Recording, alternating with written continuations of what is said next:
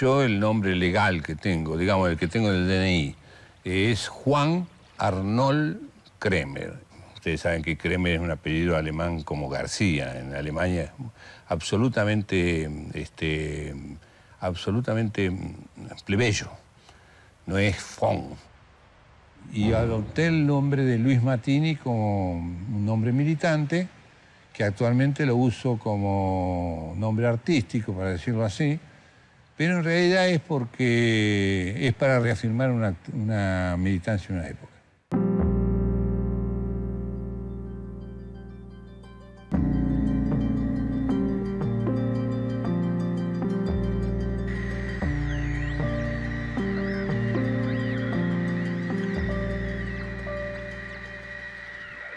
Yo nací en Zárate, la ciudad que queda acá nomás. Éramos una familia de Zárate, casi todos eran de Zárate, mis padres, los dos, mis tíos, la mayoría, eran familia de Zárate, ¿no?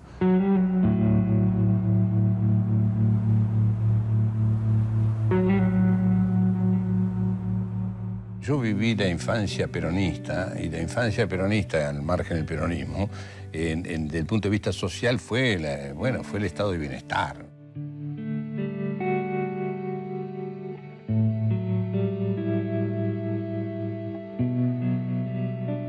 Mi madre y mi padre se habían conocido en Zárate en el frigorífico Smithfield, donde mi padre era carpintero en el frigorífico primero, y mi madre entró de operaria en el frigorífico, era obrera del frigorífico, y entonces mi madre, sobre todo mi madre y mi padre también, nos hablaban de lo injusto que era la situación de la clase obrera en ese tiempo, de ellos, lo que sufrían ellos como trabajadores.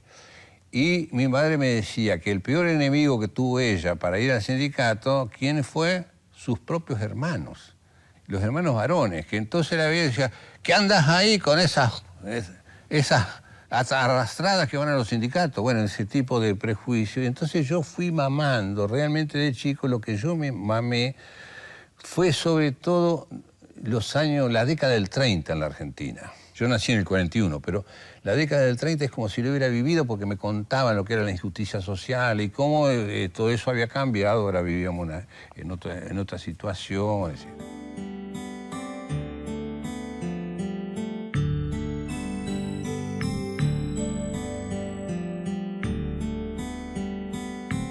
Mi padre era simpatizante del peronismo, pero simpatizante porque, bueno, veía que era mejor que lo que había antes, ¿no? No era militante ni nada por el estilo, pero era delegado de fábrica. Y entonces llegó al sindicato la orden de Perón de aprobar la Constitución y el proyecto de Constitución de 49, modificación de Constitución, y para mandarla al Parlamento. Y entonces mi padre, vino el delegado peronista y le dijo, mira, Kremer, tenés que firmar acá, delegado.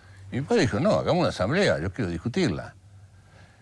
Porque mi viejo me contaba que la Constitución de 49 tenía cosas muy buenas, pero tenía otras cosas terribles, tenía elementos fascistas directamente, ¿no? Control de las masas, etc. Entonces él la quería discutir. Entonces se enojaron y ahí el delegado peronista le dijo, mire, Kremer, Perón nos enseñó una cosa, dice, que a los Contreras hay que cortarle la cabeza con el filo del hacha. Pero a los malos peronistas hay que rompérsela con el ojo del hacha. Y yo, bueno, no sé si ustedes captan la diferencia de romper una cabeza con el ojo del hacha y cortar la cabeza. Te morís igual, pero una es más terrible. Y eso era muy típico de Perón. Y yo me acuerdo que mi viejo fue cuando se hizo antiperonista. Se fue del peronismo espantado, que después retomó de nuevo el peronismo de alguna manera cuando la Revolución Libertadora, que terminó siendo peor todavía.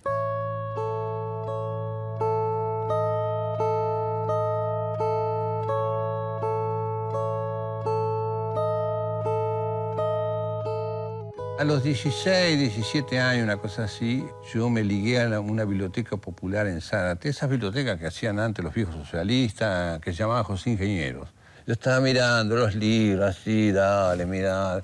Y por ahí veo Marx y Engels. Bajo el libro y yo ya en ese momento estaba vinculado al sindicalismo, ¿no? De todas maneras. Y leo que hablaba de sindicatos, de huelgas, es que yo, bueno, el libro decía, no sé, la cuestión de Oh, interesante. Entonces, bueno, yo llevé y me agarré una intoxicación impresionante, me empacho, ¿no? Me empaché.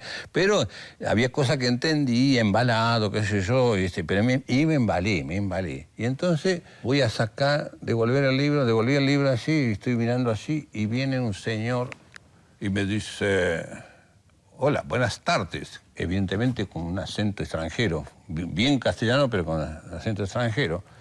Era un alemán, don Enrique Hisch, que había sido militante con Rosa Luxemburgo. Y entonces me dice, él se presenta, ¿no? Ah, sí, encantado. Dice, ¿usted ha leído esto? Yo era un mocoso, pretencioso, bueno, con todo lo que tienen los adolescentes. Y entonces, sí, claro, leí. ¿Y usted entendió? Sí, claro. No, usted no entendió. Cuando digo usted no entendió, bueno, ubíquense, era un adolescente. Y entonces el alemán ahí se dio cuenta, y dijo, no, espere, comprenda. Usted sabe que no puede aprender álgebra si no sabe la aritmética antes. Sí. Bueno, esto es lo mismo. Usted tiene que seguir un orden. Esto es marxismo. Ah, ¿y qué es? El marxismo, ¿qué es el marxismo? Me dice. El marxismo es vida. Así, son palabras que me recuerdan. El marxismo es vida. El marxismo es la interpretación del mundo. Y a partir de ese día el alemán empezó a ser mi maestro.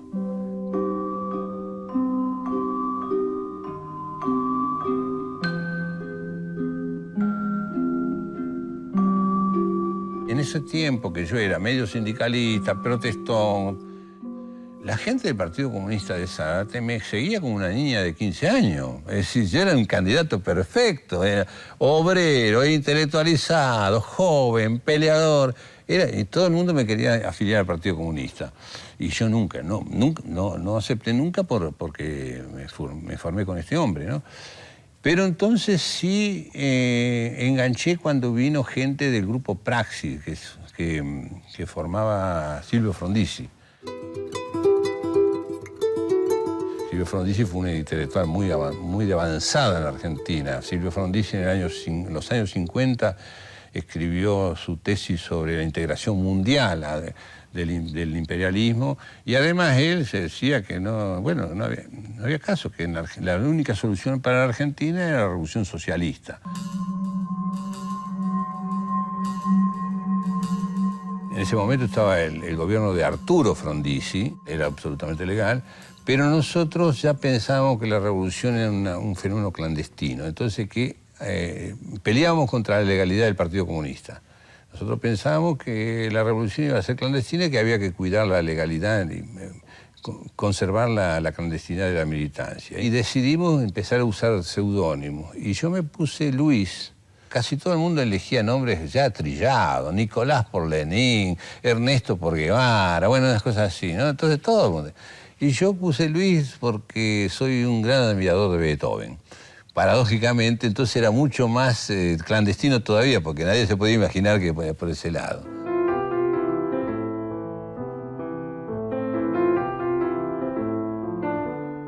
Yo siempre digo que Praxis fue una buena escuela de cuadros. Casi todos los de Praxis después terminaron siendo dirigentes en lo que fueron los 70, ¿no? Pero lo que sí era evidente, bueno, yo lo veo ahora como evidente, ¿no? Era que nosotros no teníamos una línea concreta. Era en general, hablábamos de la revolución socialista en general, pero no teníamos una línea concreta. Y pintábamos, qué sé yo, recuerdo algunas pintadas que eso refleja todo. La crisis de este gobierno, porque claro, el gobierno estaba en crisis, pero siempre los gobiernos están en crisis, ¿no? La crisis de este gobierno es el fracaso de la burguesía. La única solución es el gobierno de los trabajadores. Praxis, pum. Así, consignas de ese tipo, consignas muy generales, ideológicas, ideologistas, porque no teníamos, por eso tampoco duramos mucho. La grave crisis institucional culminó con la separación del doctor Arturo Illia del cargo de presidente de la Nación. Al día siguiente, el expresidente abandonó la Casa de Gobierno, partiendo en un automóvil hacia la residencia de un hermano en la provincia de Buenos Aires. En esa oportunidad, se anunció que la presidencia de la Nación sería asumida por el teniente general Juan Carlos Onganía. Cuando da el golpe de Onganía, una cantidad de gente, como era yo y otros, que dijimos, esto es terrible, esto es el fascismo. Dijimos, esto es el fascismo. Y empecé a caminar por las calles de Zárate, desolado, sin saber qué hacer, digamos. Bueno, se estaba viviendo el golpe y eso, pero me refiero, ¿y ahora qué hacemos? Y se me ocurrió escribirle a don Enrique Gish, a mi viejo maestro. Entonces le mandé una carta muy cosa y le dije, mire, don Enrique, lamento molestarlo, ¿sabe qué pasa? Que estoy muy desolado porque no sé qué hacer. Entonces voy a aprovechar ahora para estudiar bien el marxismo. Entonces, de alguna manera, para decirle, oriénteme, ¿no? Una cosa así. Recibí la carta de respuesta. Y el alemán dice, bueno, yo acá estoy, camarada, como decía él, acá estoy camarada, no estoy tan ocupado como usted cree. Y entonces, punto, y aparte, y pone como escribe. En cuanto a eso que usted dice de que ahora va a esperar que pase la onda y va a estudiar marxismo, le voy a decir una cosa, le voy a escribir una frase del gran Goethe. Quien en tiempos inciertos cultiva el espíritu incierto contribuye a la incertidumbre. Me mató. Basta, dice, no contribuye a la incertidumbre. Busque, salga a buscar que se avecinan nuevas camadas de militantes. Busque que lo va a encontrar, pero no se quede quieto, busque. Así, y termina acá, busque. Y al poco tiempo doy con la gente de Santucho. Estoy hablando del 68.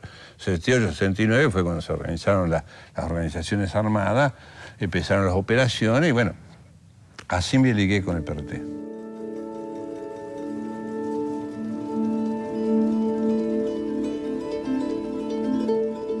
Toda mi militancia había sido desde Zárate, Campana, todo.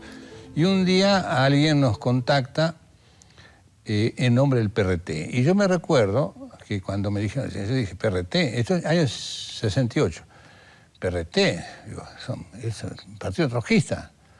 Sí, porque los trotskistas, porque el PRT. No, yo me acuerdo que dije, no, yo con los trotskistas ni a misa. Pero no por una postura estalinista, sino porque yo con los trotskistas siempre tenía problemas en los sindicatos. Siempre que si yo decía huelga, ellos decían huelga general, y si yo decía huelga general, ellos decían huelga general incendiando. Bueno, en una palabra, esa era la historia mía.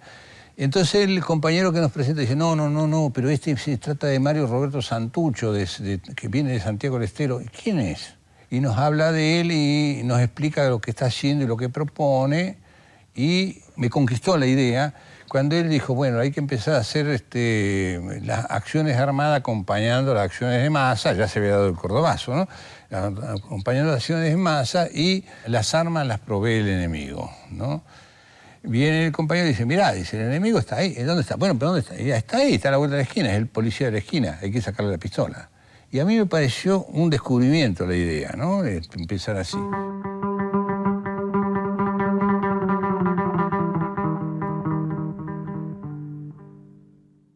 Lo que a mí me llamó la atención de él de entrada es que era evidente que era un hombre que siempre que hablaba sobre lo que sabía.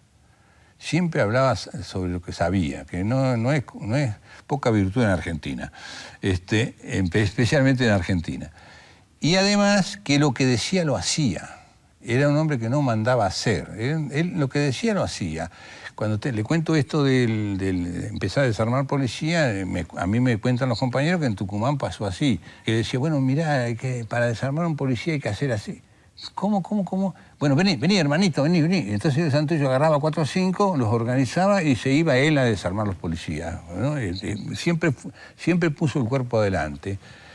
Y nosotros nos formamos después todos en esa cultura, donde el jefe pone el cuerpo adelante, el jefe da el ejemplo, el jefe, lo que se dice se hace, y si hay una cosa que no nos pueden negar a nosotros es que lo que el PRT decía, lo hacía. La burguesía no tiene posibilidades de encontrar salida ni a corto ni a mediano plazo para solucionar desde un punto de vista capitalista los problemas de Argentina, y donde por el contrario la clase obrera y el pueblo redoblan sus esfuerzos, avanzan paso a paso y comienzan a plantearse la lucha por el poder.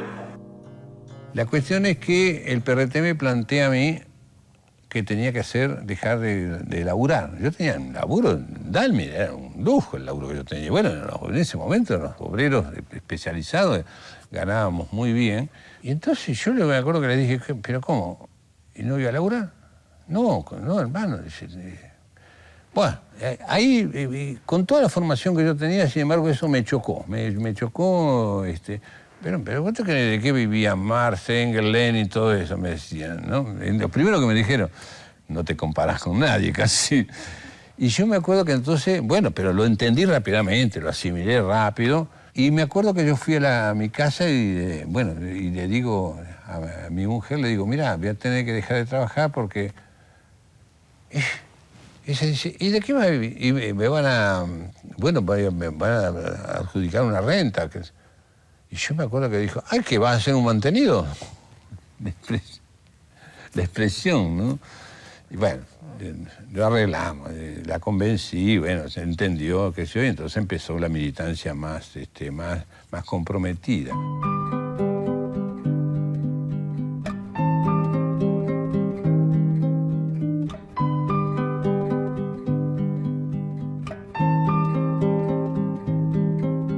Una de las primeras actividades clandestinas que tuvimos en el PRT fue que fuimos un grupo de 20 compañeros a Cuba, a entrenamiento. Y cuando llegamos al campamento, nosotros empezamos los primeros días de entrenamiento, que teníamos un horario de las 8 de la mañana a las 5 de la tarde, más o menos. Era un horario como un horario de trabajo, una cosa así. Pero nosotros éramos militantes del PRT. ¿Cómo va a trabajar horario? Entonces le dijimos, ¿por qué no nos hacen los cursos más temprano? Y esto... Y los cubanos dijeron, mira, muchachos, dice, nosotros acá tenemos un personal que cumple un horario. Claro, eran laburantes. Eran todos... nosotros éramos militantes. Ellos eran laburantes, ¿no? Eran revolucionarios, pero eran su trabajo. Entonces nosotros nos levantamos a las 6 de la mañana y a las 6 de la mañana gimnasia. Yo es la primera vez en mi vida que hice gimnasia. Gimnasia, y después de las 5 de la tarde, cursos. Hacíamos cursos, o sea, hacíamos una vida militante de las 6 de la mañana que nos levantábamos hasta las 10 de la noche, que tocábamos diana de dormir. Y los primeros días nosotros sentimos que los docentes cubanos, los que nos daban los cursos, estaban duros, eran duros. Cuando digo duros me refiero a el docente que tiene al trote a los alumnos. Y nos llamó la atención, porque un poco, para nosotros eran los camaradas, los compañeros cubanos, por supuesto.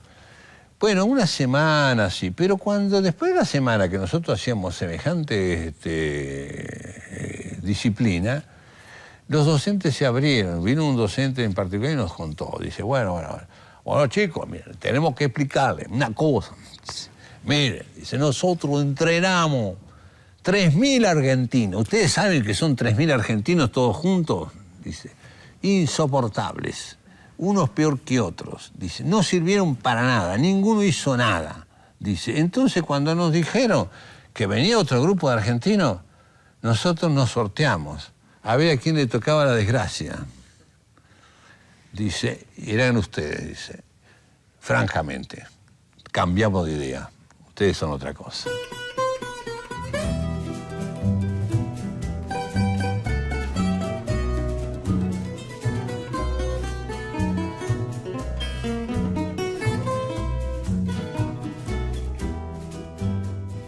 Nosotros estábamos toda la semana ahí. Y el fin de semana nos ponían en una casa en La Habana, libre. Entonces recorríamos La Habana, conocíamos, preguntábamos todo, hablamos con todos, nos metíamos en los CDR. Por eso Santucho había dicho que lo de Cuba era una escuela. En realidad nosotros la conocimos así, la revolución. Es un pedazo del alma que se arranca sin piedad.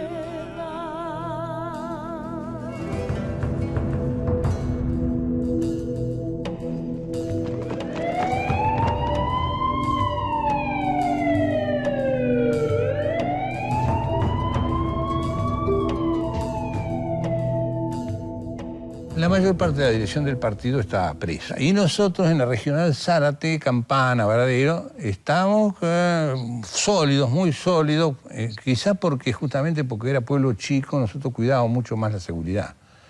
Los rosarinos me acuerdo que eran unos aventureros total, salían a cara descubierta. Nosotros, para hacer una operación, nos disfrazábamos de monos, qué sé yo, porque teníamos que... Yo era muy conocido en Zárate, con la altura que tengo, todo, no era cuestión de ponerse un antifaz, ¿no? Y la regional nuestra no sufrió muchas caídas en ese periodo, hasta que se producen los hechos de Trelew, que fueron muy trágicos para todos nosotros, fue muy doloroso y que fue un antes y un después. La dictadura militar intentó con este asesinato en masa, con esta masacre, de responder de alguna manera al golpe que para ellos significó el éxito parcial de la operación de fuga de Rawson. Ustedes son los 3 sobrevivientes del 22 de agosto. De la masacre del 22 de agosto.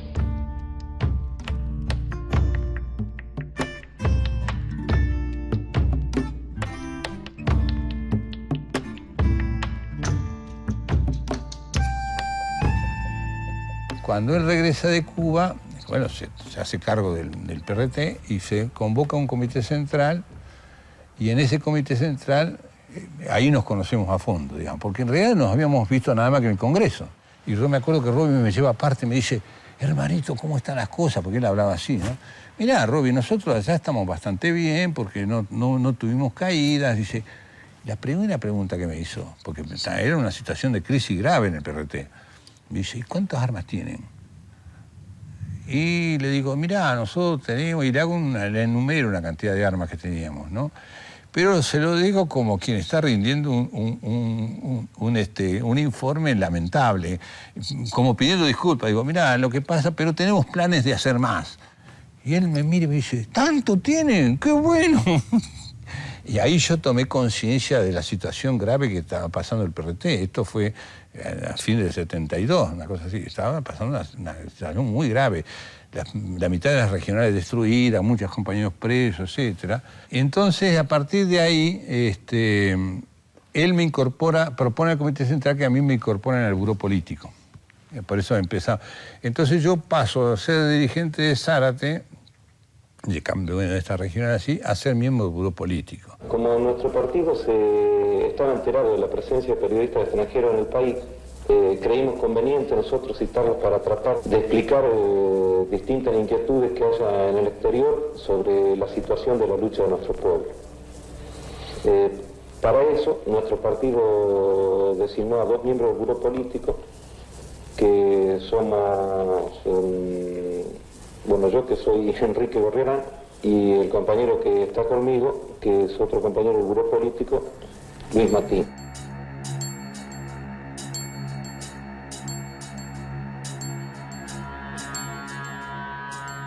Esta mañana se protagonizó en Córdoba un nuevo hecho de los denominados repartos efectuado por un grupo subversivo del medio. Bueno, el señor Miguel Perales era el conductor del camión que fue asaltado por el grupo extremista. ¿Puede relatarnos cómo fueron los hechos?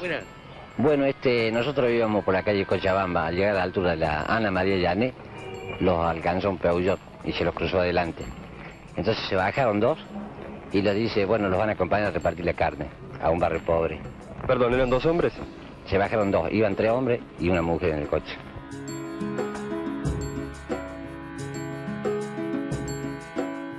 Uno a veces pierde de vista cómo es posible. Por ejemplo, yo, que era un obrero absolutamente honesto, casado con una docente absolutamente honesto, bueno, yo he violado todos los artículos del Código Penal. Y hoy en día sigo siendo el tipo honesto de siempre. No tengo cara, digamos. Yo pago los impuestos todos rigurosamente. Y es muy difícil entender si uno no vive el contexto de época.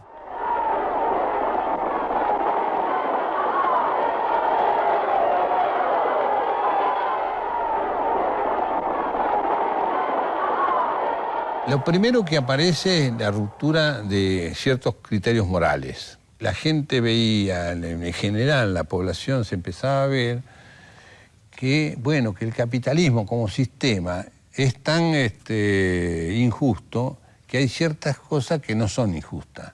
Cuando nosotros planteamos la idea de que asaltar un banco no era un robo, sino una expropiación, me acuerdo que usábamos la palabra expropiación, ya la gente venía también primero, de la experiencia de expropiaciones que hubo en Argentina, muy buena en la época del peronismo. Pero además la experiencia de la Revolución Cubana, que el Che Guevara lo primero que hace es expropia el Hotel Hilton.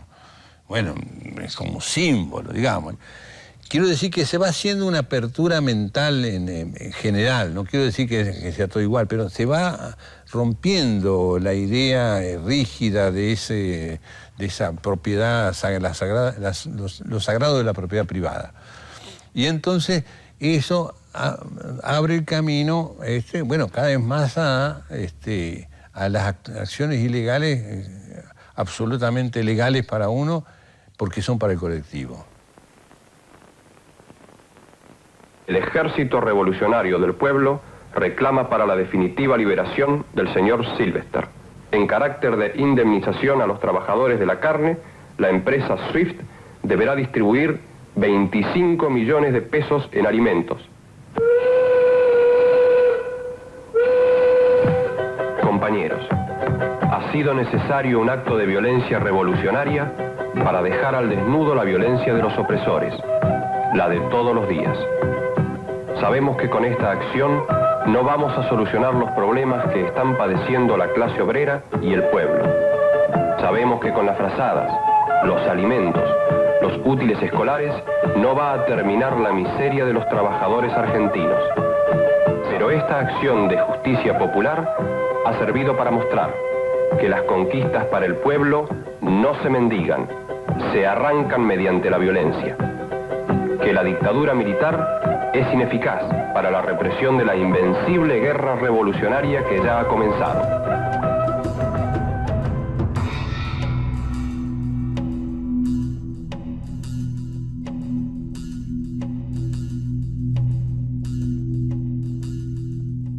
Cuando tuvimos problemas graves, o sea, de errores graves, trágicos, más de una vez la propuesta de algún cuadro fue, bueno, digamos que nos fuimos. Y yo me acuerdo que en eso, Santucho en eso era como Jesús.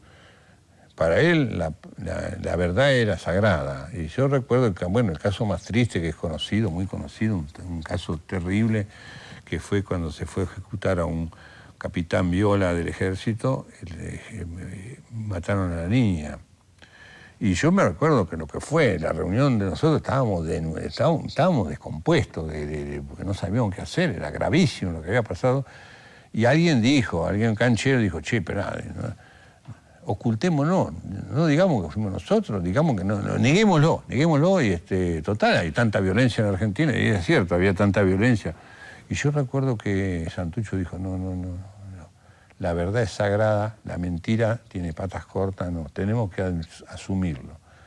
Tenemos que asumirlo y lo asumimos diciendo que fue un error grave, de todo lo que sea, pero quiero decir que no admitíamos la mentira. Y se hizo en la población una conciencia de que nosotros siempre decíamos la verdad. Eso era bastante importante. Compañeros, queremos contribuir a la organización y movilización revolucionaria de los trabajadores. Sin la participación activa de las masas, es imposible el triunfo, aún el más pequeño. La potencia del pueblo debe desplegarse con toda intensidad y su columna vertebral será el ERP, junto a las demás organizaciones armadas. El PRT-ERP fue peculiar, no solo respecto a Montonero y eso que también es una peculiaridad argentina, bien peculiar, sino en general del movimiento latinoamericano que surgió a partir de lo que yo llamo el guevarismo. La experiencia de Guevara y las tesis de Guevara y lo que hace Guevara es que justamente nos da la razón de lo que venimos pensando mucha gente. Y que yo llamo guevarismo porque se distingue de lo que fue el stalinismo, se distingue de lo que fue el trotskismo. Una nueva etapa de la sociedad donde no existirán las clases y por lo tanto no podrá haber diferencia ninguna entre trabajador manual o trabajador intelectual, entre obrero o campesino. Por eso nosotros tratamos de ser fieles al principio de que los dirigentes deben ser ejemplo. La faceta trotskista del PRT se juntó con la faceta guevarista y lo hizo una organización cuyo rasgo más marcado, podría decir, fue la persistencia en lo inclaudicable. Es decir, el no negociar fue un rasgo típico del PRT, ¿no? El no negociar. Y ese no negociar es un rasgo típico de Guevara. Más, yo sostengo que Santucho fue el continuador del Che, sin duda. Santucho, la continuación de la lucha armada por parte del Ejército Revolucionario del Pueblo significa concretamente que van a continuar los secuestros de ejecutivos de grandes empresas. Mientras los ejecutivos de grandes empresas sigan explotando al pueblo argentino, nuestra organización va a seguir tomando medidas contra los ejecutivos de las grandes empresas.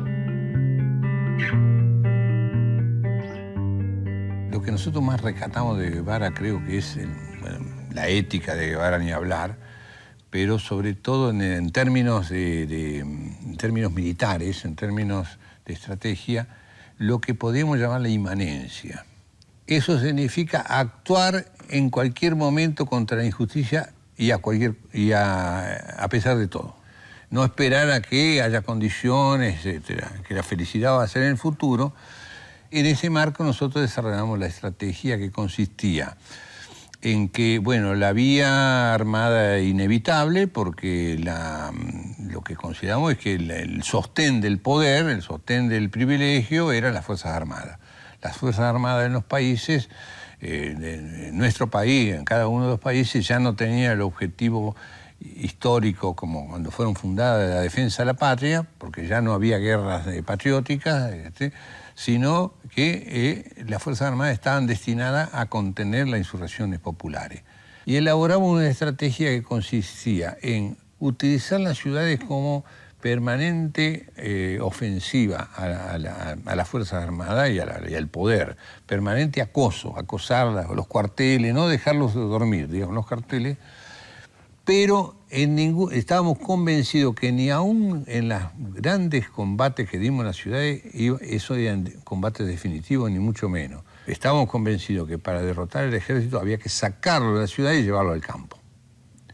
Y esa era la idea de armar el foco rural, la guerrilla rural. En el cerro tucumano, montaña adentro, ya en la espesura, se oyó un susurrar extraño como un secreto de muchas voces. Los cañaverales se encendieron, los sindicatos se estremecieron, monopolista y banquero, miedito en serio esa vez sintieron. Nosotros elegimos en Tucumán porque parte de nuestra concepción estratégica, que era muy fuerte, es que la guerra popular no era un problema de geografía, que lo fundamental de la guerra popular era la participación de las masas, la participación del pueblo, de la población. Entonces, que ahí donde hubiera población se podía hacer. Donde no hubiera población no se podía hacer. Por ejemplo, si en la provincia de La Pampa, que es llano y que no hay bosques, hubiera millones de personas, nosotros haríamos la guerra ahí.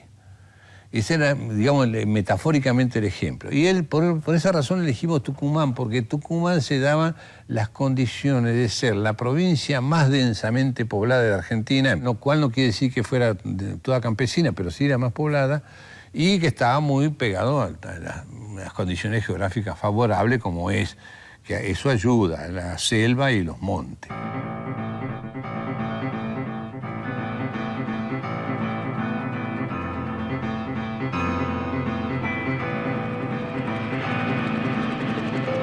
Mayor, ¿cuánto hace que están aquí? 60 días, señor. Gracias a Dios no hemos tenido ninguna baja. ¿Y de parte de los delincuentes subversivos? Bueno, conocemos 3 bajas, señor, de parte de los delincuentes subversivos, pero creemos que pueden haber más. Normalmente ellos tratan de recuperar a sus heridos. ¿Qué opinión tiene usted de los delincuentes subversivos? Son unos infelices, señor. ¿Qué están haciendo acá, soldado? Estamos acá operando contra el enemigo. ¿Quién es el enemigo, soldado? El enemigo subversivo que nos quiere quitar la Argentina.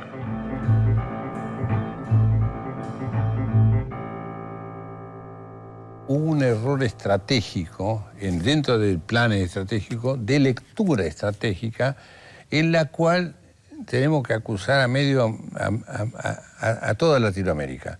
Nos equivocamos todos. Porque en Latinoamérica se armó siempre, viniendo desde la isla célebre, la idea de que los yanquis es lo más poderoso que hay y que todos son los yanquis, el enemigo malo, los malos son los norteamericanos.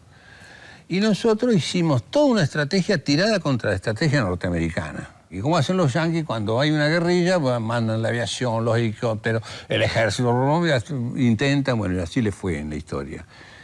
Y a nosotros, los que nos reprimió, los que nos derrotó, que nos enteramos después, estoy hablando ahora muy así, pero ojo que en ese momento fue la doctrina francesa.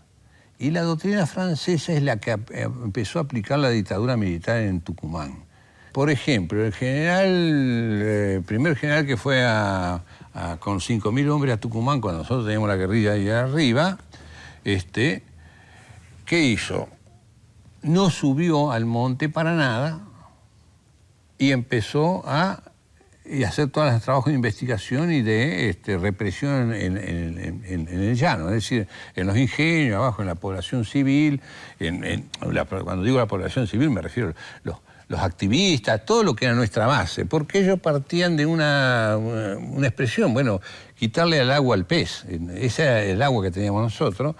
Y nosotros estábamos arriba y el ejército nos subía. Y como nosotros estábamos con la doctrina norteamericana en la cabeza, entrenados por la doctrina norteamericana y no la francesa, no sabíamos ¿qué empezamos a decir? El ejército no se anima, el ejército no se atreve, el ejército no está preparado todavía, no porque fueran cobardes en sí mismos, sino porque no está preparado, está preparando la cosa.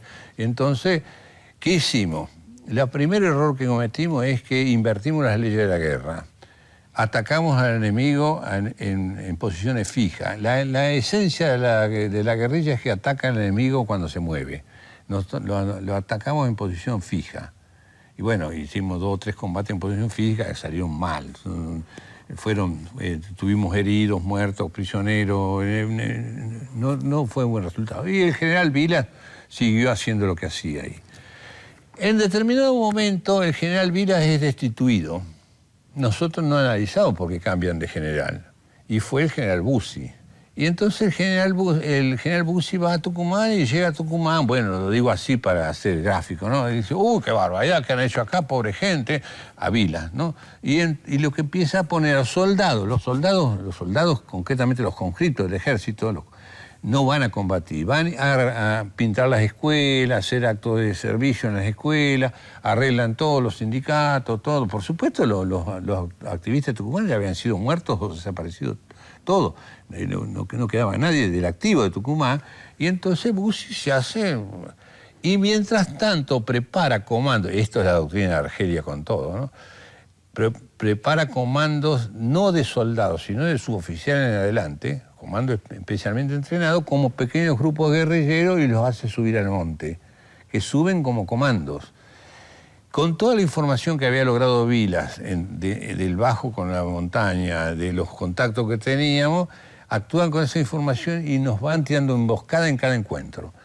Prácticamente la guerrilla del RP nunca fue derrotada en una batalla. No hubo una batalla que la derrotaron. No se puede decir el combate tal, la batalla tal. No, fue desangrada. Hasta que un momento que nosotros, la bajamos porque teníamos que cambiar. Es cuando empezamos a darnos cuenta de que está pasando las cosas.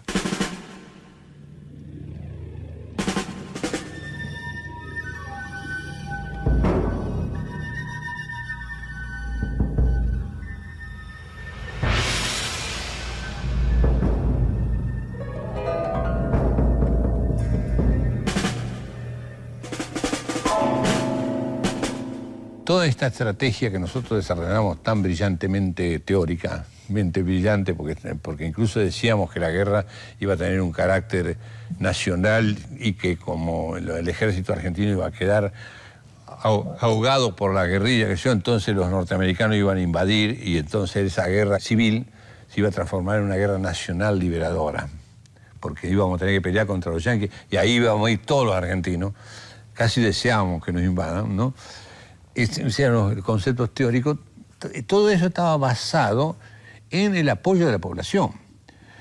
Y ese fue el punto débil del RP. El PRT confundimos, ¿no? Cierta simpatía por todo un periodo de que hicimos cosas bien hechas, cierta simpatía general con el apoyo de la población. Yo lo que creo que nunca hubo un apoyo activo, al contrario, después la población argentina mostró tener aspectos, bueno, que mejor que se lo olvide, qué sé yo, el Mundial de Fútbol de la dictadura o la Guerra de las Malvinas, donde la población le salió un chauvinismo espantoso. Bueno, es decir, nosotros en eso creo que nos equivocamos, que la población estaba en otra cosa. Como todos sabemos, la situación en la Argentina de las masas es muy favorable. Ha habido grandes movilizaciones, continúa habiendo, y se han comenzado a desarrollar las fuerzas revolucionarias.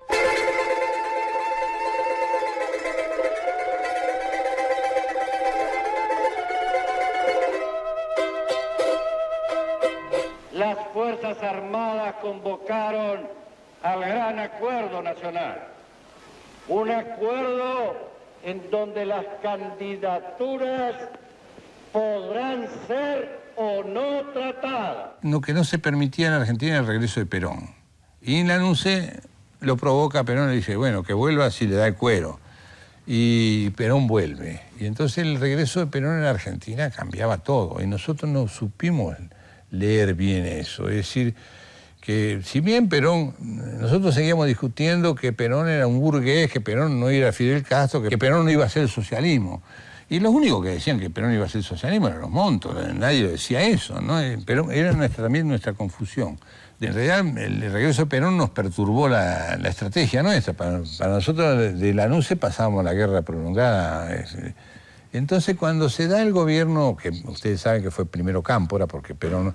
Nosotros hacemos un análisis que, bueno, nosotros no podemos atacar al gobierno, porque el gobierno de Cámpora, como quiera que sea, era un gobierno popular, elegido por el pueblo, y lo que hacemos, mandamos una carta a Cámpora donde decimos que nosotros no le vamos a atacar al gobierno mientras el gobierno no ataque a las fuerzas populares.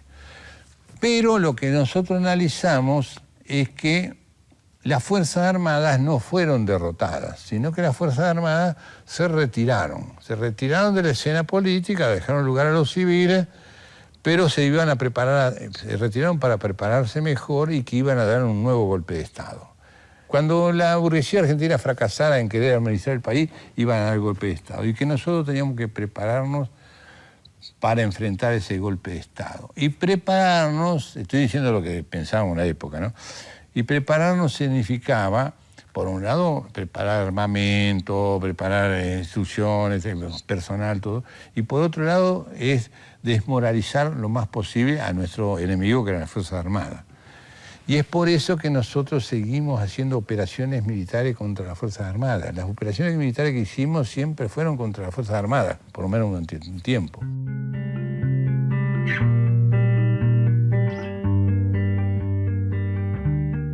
2 de abril se ha secuestrado a un contraalmirante. Mientras tanto, en el local de fabricaciones militares, el grupo sedicioso ya prácticamente había procedido a su copamiento total y se habían apoderado de armas y explosivos. Yo hoy, para mí, tengo claro que fue un error. Fue un error porque las Fuerzas Armadas eran parte del poder, bueno, el poder ejecutivo, bueno, fue un error. Creo que nosotros tuvimos una lectura estratégica correcta, que las Fuerzas Armadas se preparaban, porque iba a haber un golpe de Estado, etc. Creo que era justo prepararse para enfrentarla, pero me parece que la vía que usamos fue un error. Un error, que ese error nos costó, bueno, nos costó mucho.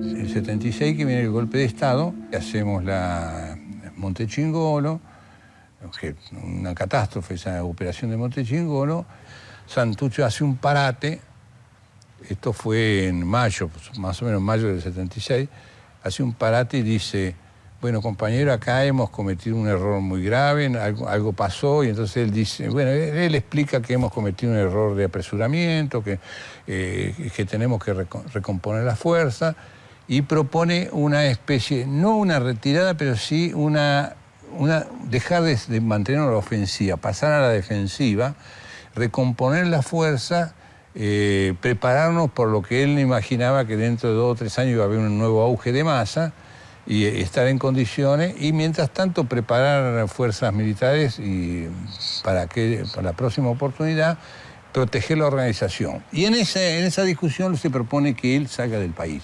Alguien propone que él salga del país, no él. Y él se pone duro.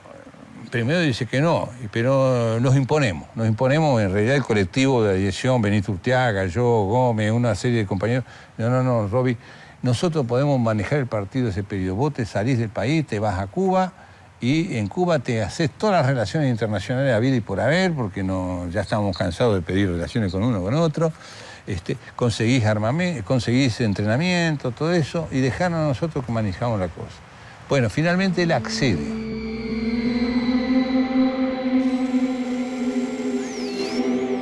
Que Santucho saliera del país era una decisión muy grave. Quiere decir que las cosas estaban muy difíciles, ¿no?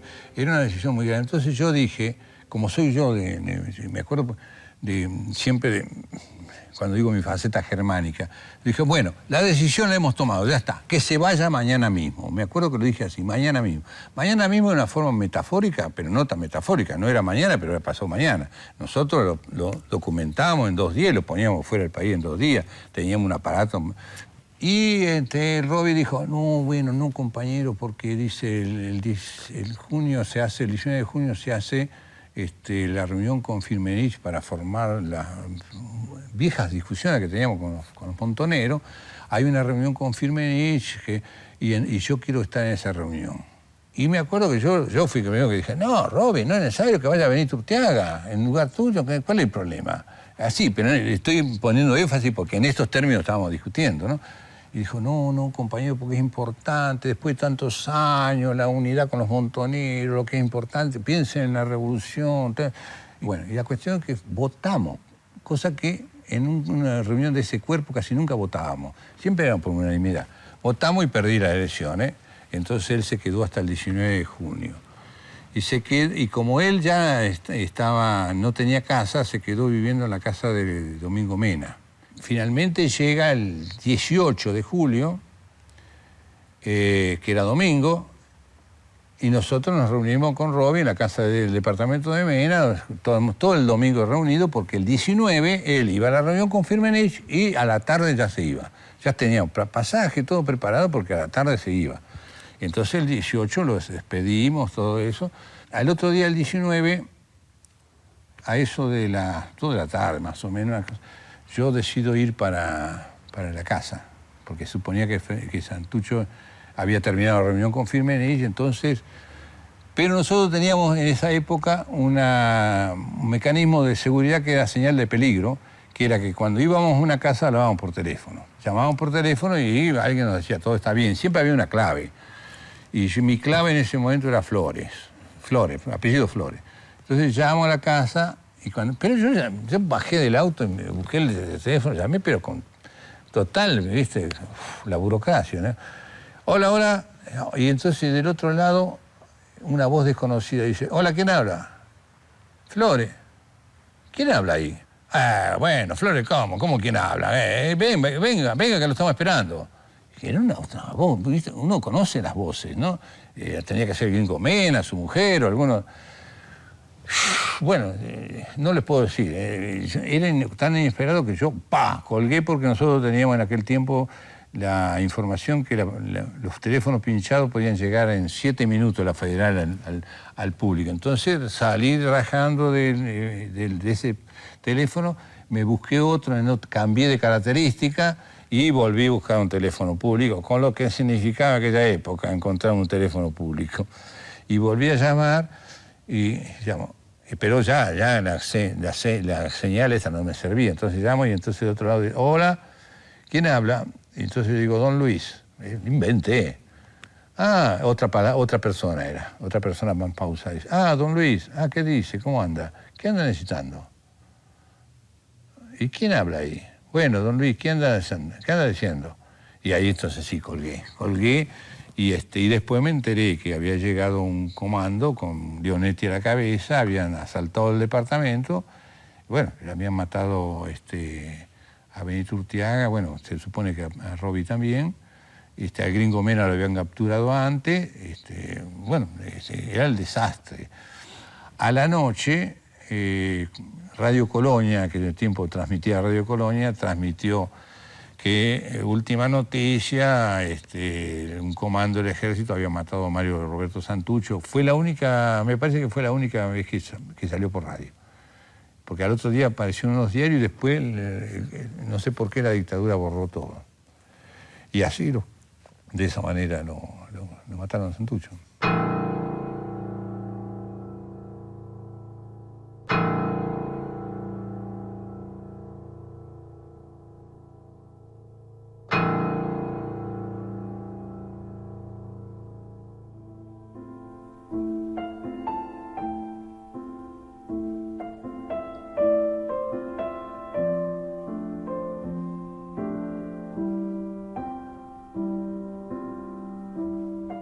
Yo estuve 10 años fuera de Argentina. Y la paradoja es que los primeros 5 años, primero que la palabra exilio no existía. Nosotros lo rechazamos siempre. Nosotros salimos con Corriarán y yo juntos para reorganizar la fuerza en una situación de... En realidad salimos para pedirle a Cuba, ahora, señores, ahora hay una dictadura, queremos apoyo militar. Y cuando tuvimos una entrevista con el embajador, el delegado cubano en Praga, nos dijo, oye, muchachos, ustedes tienen que ver qué está pasando en ese país. Ustedes lo están matando como están cayendo con la gente, tienen que parar un poco. Para que los cubanos digan que hay que parar, bueno, ahí nos dimos cuenta. Y a partir de ahí, con Corriarán decidimos organizar una serie de actos internos en el extranjero, hacer venir a los compañeros a Italia. Empezamos a organizar a la gente en el exterior con la idea de retomar la lucha de otra manera mejor y qué sé yo. Y cada vez se nos puso más. Las condiciones en Argentina estaban cada vez peores, en el sentido del ambiente para hacer una revolución, ¿me explico? Y entonces estuvimos como 4 o 5 años organizando que sí, que venimos, que entramos, salimos, bueno, y bueno, hasta que finalmente el PRT empezó a fraccionarse. La primera fracción fue que Corriarán se fue por un lado, yo por otro. Después se siguió fraccionando hasta que en el año 80 el PRT para mí quedó disuelto. En México, fue en México que ya estábamos en México a esa altura y de hecho se había disuelto y además habían hecho una operación clandestina en México y entonces estaba bastante complicado legalmente. La cuestión que yo me tuve que ir de México y ahí sí me refugié en las Naciones Unidas y ahí sí empezó mi exilio. Ahí sí fui exiliado porque llegué a Suecia no como Luis Martínez, sino como Kremer, exiliado, con estatus de refugiado, y estuve 5 años en Suecia organizando, viendo qué hacíamos de nuevo y escribiendo sobre todo la historia del PRT.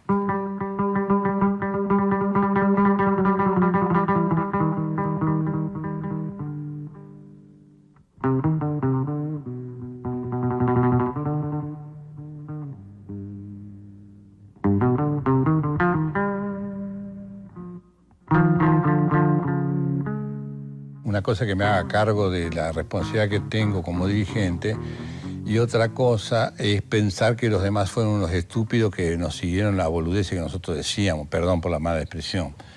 Porque eso es hablar muy mal de los cientos de compañeros que tenemos desaparecidos y muertos. Todos fueron conscientes de lo que hacían.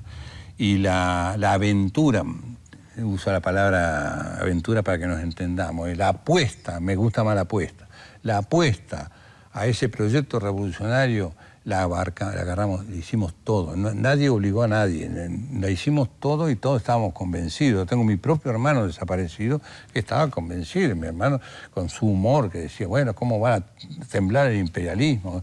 Y la felicidad que fue eso no la pueden comprender quienes no la vivieron. Entonces, en ese sentido, si fuera así, nunca haríamos historia.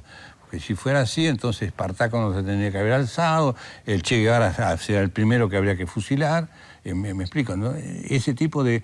nosotros podemos marcar errores, como estoy marcando, para no repetir los errores, pero no para condenar. Yo le puedo marcar 20 errores a Santucho, que fue mi jefe, y me puedo anotar 50 errores míos. Pero todos tienen que ser para aprender, no para condenar. Si es para condenarme, bueno, yo no tengo, en ese sentido tengo la cosa muy tranquila.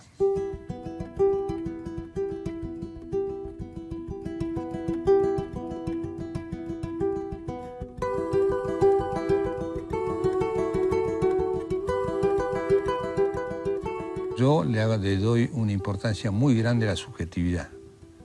En general, en el marxismo oficial, todo lo que es subjetivo es pequeño burgués. Yo creo que no, que justamente el pensamiento tiene la carga de subjetividad es fundamental. Y yo creo que el Che Guevara es el mejor ejemplo de eso. Por lo tanto, yo le doy importancia muy grande a la ética. Y yo creo que lo que yo puedo defender del PRT, hay un montón de errores, que algunos acabo de decirlo.